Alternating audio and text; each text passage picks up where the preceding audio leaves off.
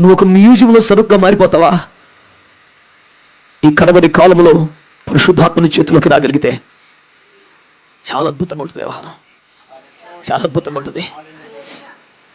ఇదివరకులా లేవలేని రోజులు, చాలా వ్యతిరేకతలు, ఇబ్బందులు, ఆటంకాలు పెరిగిపోయినాయి. సేవ ఇదివరకులా లేదు అని మీరు అనొచ్చు. ఒకవేళ నేను ఒక మాట అంటాను, నేను కొన్ని పేర్లు చెప్తాను, వెనకాల మీరు చెప్పండి. మోషే అనండి, మొర్దెకై, దానియేలు, దావీదు, నెహెమ్యా,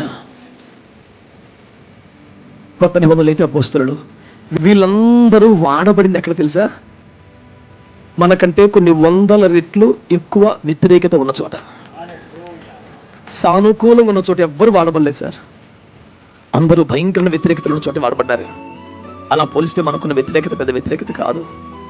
ఈ రోజున ఒక తీర్మానం చేసుకుందాం. మనం ఒక సమూహమును ప్రభు రాకడకు సిద్ధపరచగలిగే స్థాయి నాకు కావాలి. గట్టిగా ఆమేన్ చెప్తారా? బ్రతకటానికి కోసం కాదు, దేవుని సేవ బ్రతికించడం కోసం.